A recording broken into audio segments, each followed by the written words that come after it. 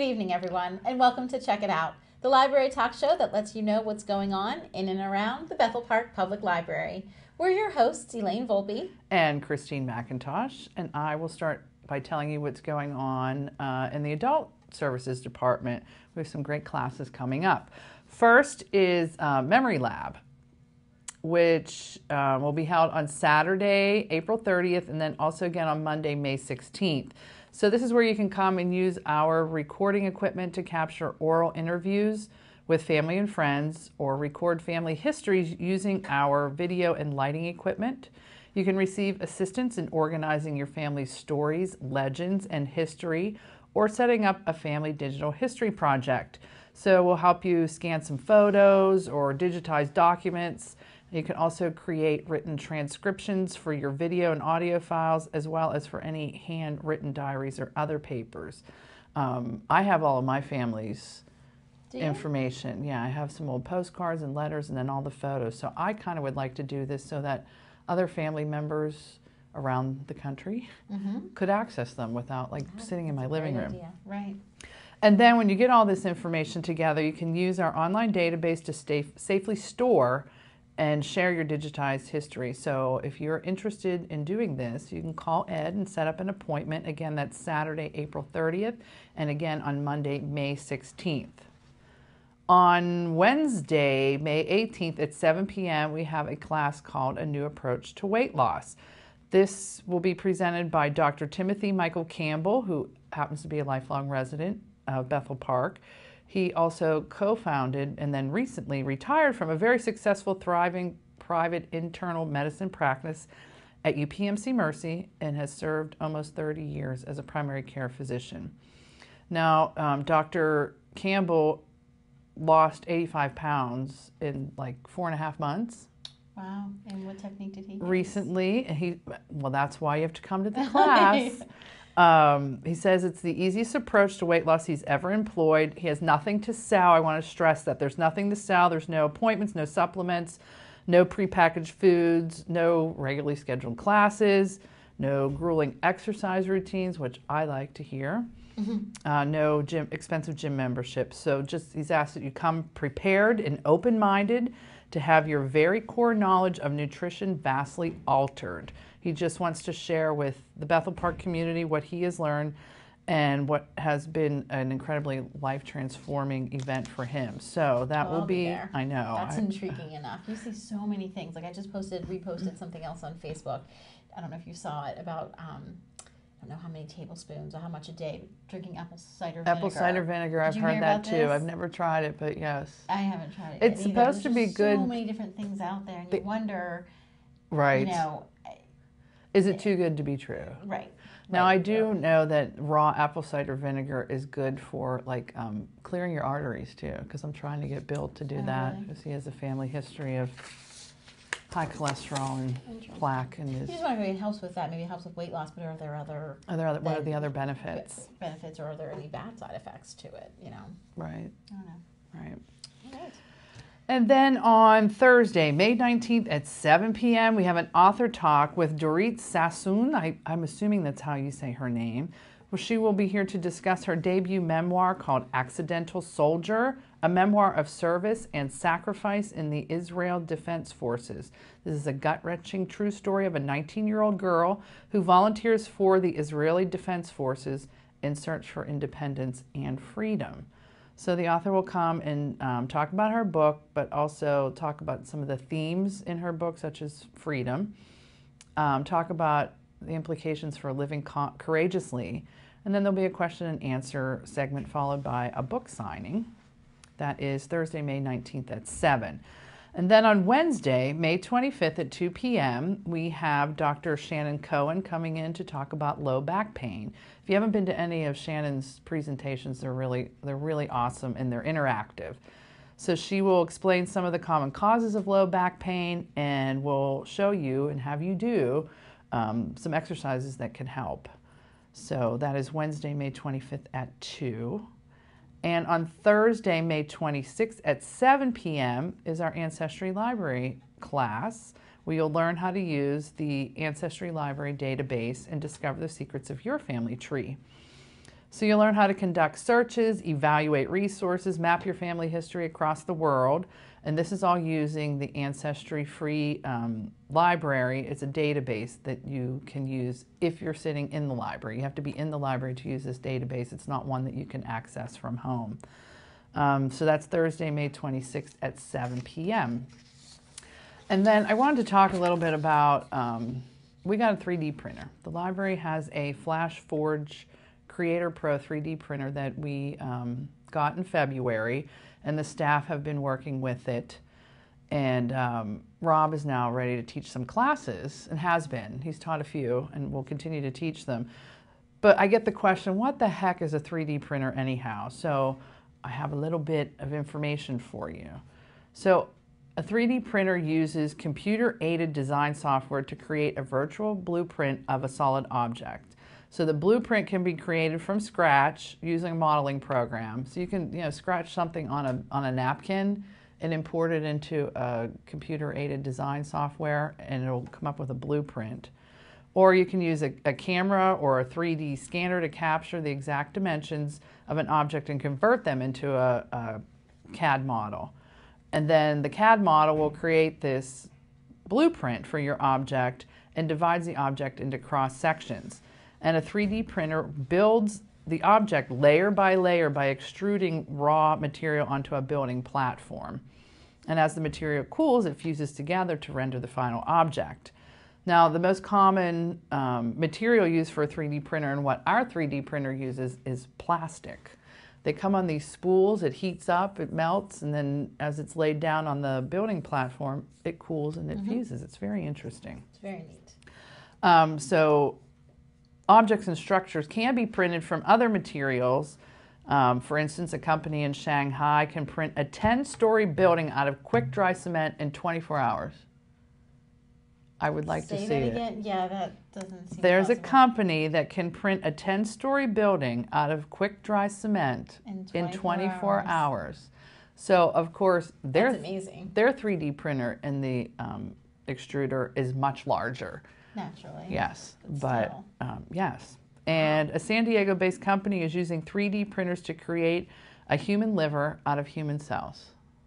See, that's what fascinates me, is how it's being used in the medical field. It is. It is. I sent Rob an article, one of the drug manufacturing companies, and I can't remember which one, just created a fast dissolve tablet using the 3D printer to create the tablet with the medicine, and it's fast dissolve for people that have seizures, epilepsy. Oh, wow. Yeah, so very interesting. And Robin mentioned that NASA has launched a 3D printer into space to experiment with the creation of spare parts for the International Space Station. So those are some pretty lofty goals, but what are the potential applications for you and me? Well, I'll tell you about a few things that have happened in public libraries around the country. A Boy Scout troop printed resin wheels for its robot team, and a high school junior in Kansas created a functioning prosthetic hand for a 9-year-old family friend using the 3D printer at his local public library. Now, he obviously had some design skills. Still. Yes, using the public library's 3D printer. But for you and me, cell phone cases, music boxes, shoe insoles. If you have plantar fasciitis, you can create custom insoles, jewelry, and my favorite, which Lynn was playing around with a pair of earrings that were super cute. Yes. And I know Rob's making some bookmarks. Rob's been making bookmarks. We're trying to. We're still learning. But one of my favorites, and something that I really want to do, a selfie action figure. We put they scan, we need a scanner, a 3D scanner to do this, but scan our face and you import it into the design software, and then you pick, an action figure body, and it creates an action figure for it. And we can trade. You can collect the Bethel Park Library action figure set. Get the whole set. That's such a fun idea. I know. I know. It would be really awesome. So if you have any interest in learning more about 3D printing, Rob does teach a class. The next one is Thursday, April 28th at 7 o'clock, where you'll learn about our FlashForge Creator Pro 3D printer. So it'll cover the basics of 3D printing, including uses, maintenance and go over the Tinkercad software, which is what we use here in the library. This is an adult program, and Rob asked that you please register because there's limited space. But he'll be teaching these about once a month. And we had just talked about we're going to put the 3D printer out on display sometimes during the day and have something printing so you can actually see how it works. I think that's a great idea. Yes. So and there are teen classes coming soon. We are going to do a teen class in July as part of our summer reading program so that the teens can get some hands-on experience with the 3D printer as well. Our goal is to people are very interested in what it is, even if you don't have any desire to, create a new product or start a business. But eventually what we're hoping is that we'll be able to certify people so that you can come in and use it on your own and not have to have the librarian with you. But that's down the road. So right now we're there to handhold, and we're learning as you're learning. So that's what's going on in the adult services side. All right, so over to the children's side, happy spring, right? Spring has finally sprung. And our spring programming is still continuing on. Then we do take a little bit of a break this month here in May so that we can gear up for summer reading. But one of the things that are still on the agenda is our pajama story time and stuffed animal sleepover. So this is scheduled to take place on Friday, May 20th at 7 p.m. So kids are invited to bring their stuffed animals with them to this special story time. Of course, you have to come in your pajamas. And then after the story time, you will go home, but your stuffed animal will stay. And then we're going to have super secret cameras set up all throughout the library so that you can find out what your animal did at night while you were home sleeping. Because there's a lot of fun to get into here at the library. Oh, yes. I think this is one of the coolest programs. There's a lot to explore. You don't know what those animals are going to get into. I know. I might have to bring my Bun Bun. And who's Bun Bun again? I have Benjamin Bun Bun Rabbit that I've had since I was little. That's right. And yeah, I still have him. I might bring him. Bring Bun Bun. See We'd what love he's to gonna have do. him. So our secret cameras will catch them doing things, and you can pick them up Saturday anytime after 1 o'clock. We're going to print the pictures for you so you can kind of see some of the things that your stuffed animal got into that night. So that's a fun one. Again, Friday, May 20th at 7 p.m. And before I jump into the summer programs, I do want to give you a little preview. I just want to thank everybody who came out to our American Girl Tea Party. I almost forgot to mention how wonderful it was. We had a lovely time with you all, and we're already very excited to plan next year's tea party. We're playing around with different themes. But this year, if you missed it, it was kind of a 50s theme. And we did a fashion show this year. Because that's right, you weren't even there. You had to leave early. We snuck out early, so you missed the fashion show. I helped set up and left for the home opener and froze. Which is okay. Yeah, it was kind of chilly for baseball that day. We had a good time. So thank you for everyone who supported by purchasing tickets. And if you missed it this year, we certainly hope you'll check it out next year. So our summer reading theme this year is On Your Mark, Get Set, Read. And so the focus is not just on reading, but also on health and fitness and movement, not necessarily sports. It can just be, exercise of all sorts. So we're, concentrating on exercising the mind by reading, but also exercising your body. And those are both equally important. You want to, especially in the summer months, keep active, get outside, do things. So we're encouraging families to do things together. And we're certainly encouraging you to come on over to the library and check out what we have going on. Our kickoff this year is scheduled for Tuesday, June 7th, and it's going to be at the Community Center. And I'm very excited because we have a Chimera, they're a drumming troupe, an African drumming troupe coming to perform. So he will have everybody up and moving and dancing along. So that's a perfect kickoff for us this year. It starts at 6 o'clock. Drumming's not going to start until 7, but we invite you to come at 6 o'clock on over to the community center because you can take that first hour to kind of learn about the programs, get signed up, get your flyers. If you want to have your face painted like tribal style to get in the mood, we'll have some face painting there, and we're also going to be making our own drums beforehand. Very cool. So 6 o'clock, performance starts at 7. You'll be out of there by 8. Again, Tuesday, June 7th. I hope you'll make it, Christine. Oh, I certainly will. I'm looking forward to this one. Anytime there's music and movement, I like that. Yeah, I'm very excited. But other things that we have going on to coordinate with that theme is nature walkers. So we're doing this in partnership with Carla and her Wise Walker group. I heard about this morning, and I think it's fabulous. Because they're already walking, even though the Wise Walk program ends when does it end? I know there's The a fall end of session June, and a yeah. spring session. They continue to walk. They continue to meet in South Park. And so we thought, let's pair them up. And now each Wise Walker, senior Wise Walker, will have a little walker. And they'll kind of do the trails together in South Park. And we're going to give them a little scavenger hunt, things to look for as they hike along. And if they participate all 4 weeks, they're eligible for a couple neat little prizes. Very good So program. Nature Walkers, that's going to be Thursdays this summer. More information is in the flyer. These flyers will be, they're ready to go. We plan on printing this week, so they will be ready May 1st. We have our birth through preschool is going to be on the yellow. Our K through 4 is going to be on the white, and it's going to be a fold out because it's jam-packed. We couldn't fit it all on one sheet. There's a lot going on there. And then this is our teen one, Get in the Game. So we have Nature Walkers. All of our story times will be starting up. We have a cooking class that I'm very excited about, Little Chef, so you can come learn some healthy but yummy recipes, things that you can make at home yourself.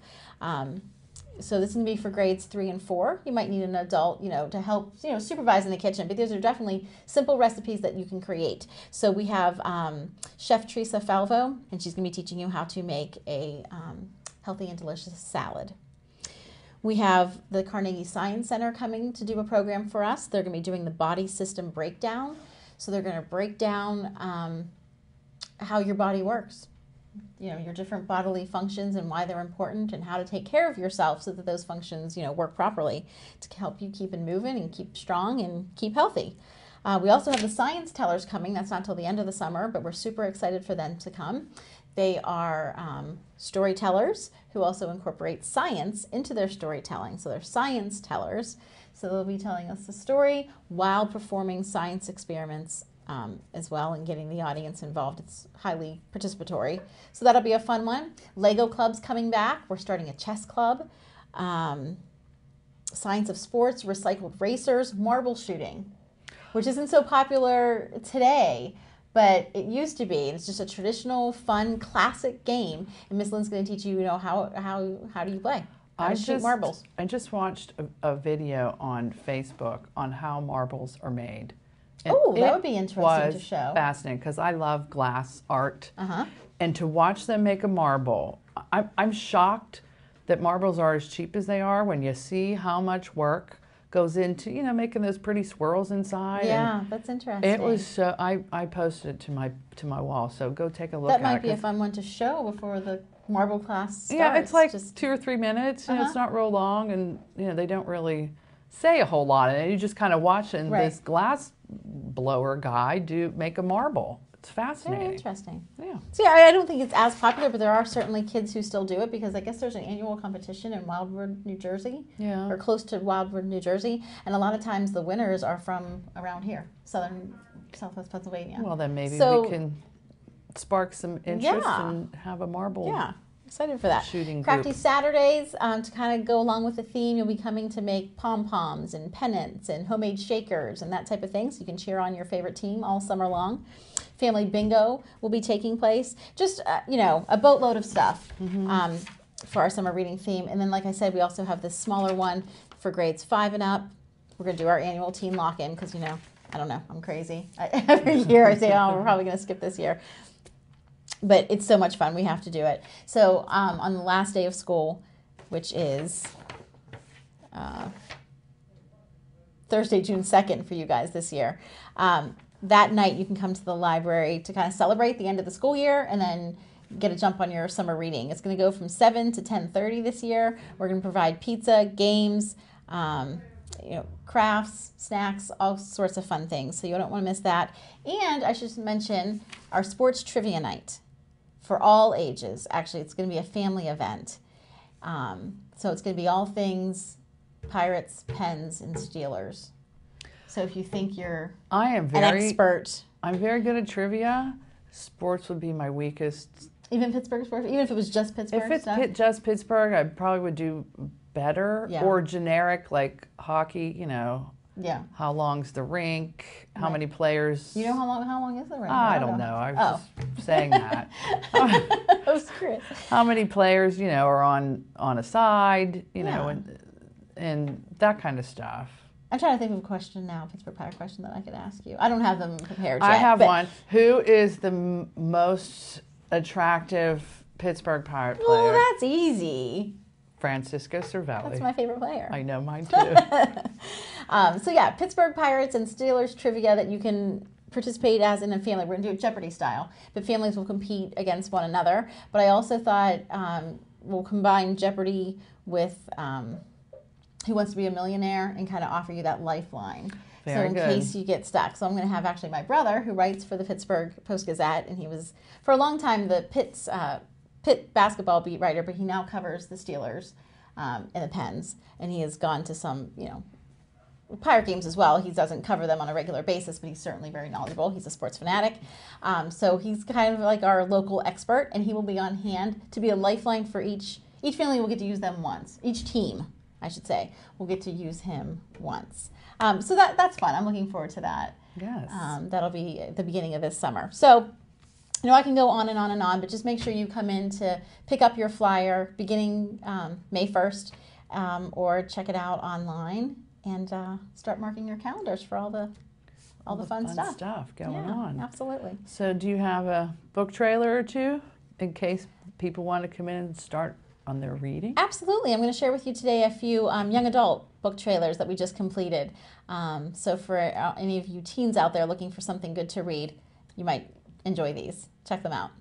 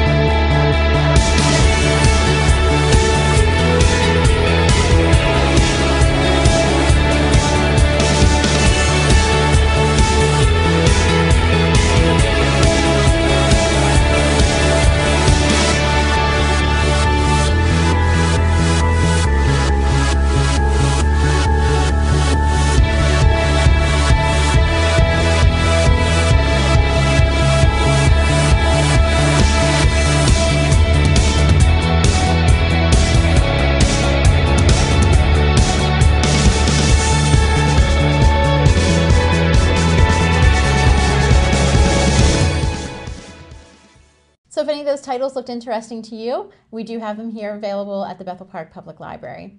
I know we have a few announcements that we want to leave our audience with this evening. I just wanted to remind everybody that the library will be closed on Sunday and Monday, May 29th and 30th in honor of Memorial Day, but then also beginning that weekend through Labor Day, the library will be closed on Sundays. So from May until September, no Sunday hours at the library, but come see us Monday through Saturday. We're here all the time.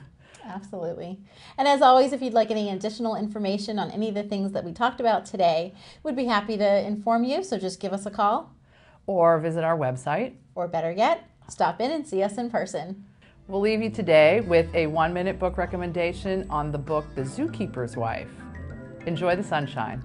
Hey, it's Christine with another 1-minute book recommendation. Today I want to talk about The Zookeeper's Wife, a war story by Diane Ackerman, published in 2007. This book is about Jan and Antonina Zabinski, who are Polish Christians, and they were also keepers of the Warsaw Zoo during Hitler's regime. So Ackerman uses Antonina's diaries, other contemporary sources, and then her own research from Poland. And she takes us into the Warsaw Ghetto in 1943 with the Jewish uprising and the Poles' revolt against the Nazi occupiers in 1944. So the Warsaw Zoo was bombed, and after the bomb, these zookeepers found a way to save over 300 Jewish people, some of whom were their friends, by hiding them in the empty animal cages. So then they came up with this process where they would have animal names for their guests, and then any animals that were left, they gave them human names. So it was kind of confusing. But the zoo's name in their circles became known as the House Under a Crazy Star. So they used the zoo and the Germans' interest in animal testing as a way to gather food for the refugee inhabitants who they were hiding within their zoo. And even after the war, the Zabinskis continued to refurbish the zoo and bring back animals, but also to offer sanctuary for Jewish peoples whose lives had been so devastated by the war. I like this. I love historical books. This is what I would consider a creative nonfiction. So she takes actual historical facts, but weaves them into a really readable narrative. It is a good view of that period of European history, and also just the enduring human spirit, and also a powerful testament of courage. I highly recommend this book, so go pick up The Zookeeper's Wife.